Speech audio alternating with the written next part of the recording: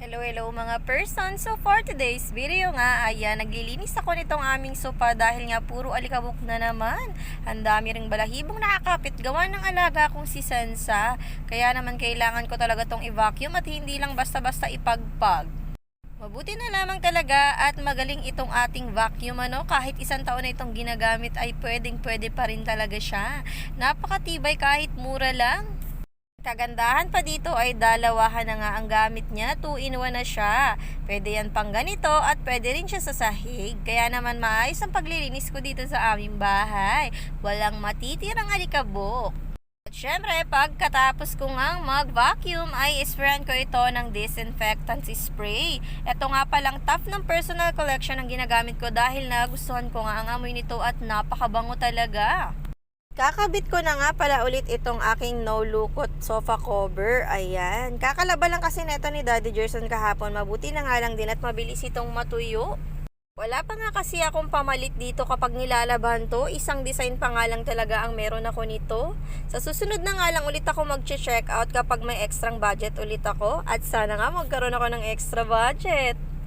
Habang busy nga ako sa mga pinaggagawa ko dito ay si Daddy Gerson naman ay nagre-ready na ng aking almusal. At eto nga ang almusal ko ngayon. Maaga pa lang kasi ay gutom na agad ako. Paano ba naman hindi na ako pwede ng masyadong kanin? Kaya naman madalas talaga ay nagugutom ako lalo na't buntis ako. Kulang na kulang sa amin ni baby yung kinakain ko. Madaling araw pa nga lang ay nagugutom na ako. Hindi rin naman sa akin pwede yung mga biskwit. Hay, ang hirap pala talaga ng buhay kapag mataas ang blood sugar mo. Ganito siguro talaga ang pamulat, no? Siguro pamulat na nga rin ito na ingatan natin ang mga sarili natin. Katulad ngayon, kung kailan ako buntis, saka naman tumaas itong blood sugar level ko. Ngayon lang talaga ako na-detect ng ganito. Hindi ko nga mawari, natataas pala ang sugar ko, my God. Puro matatamis pa naman ang cravings ko kaya naman napakahirap talaga para sa katulad ko naglilihi tapos dalawa pa kaming kumakain. Kulang na kulang talaga sa amin ito.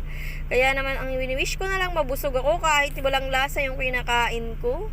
Ang sakit kasi talaga sa tiyan kapag kulang na kulang. Nagagalit pa si baby, nagwawala din siya sa tiyan ko. Napakalikot niya pag nagugutom na ako.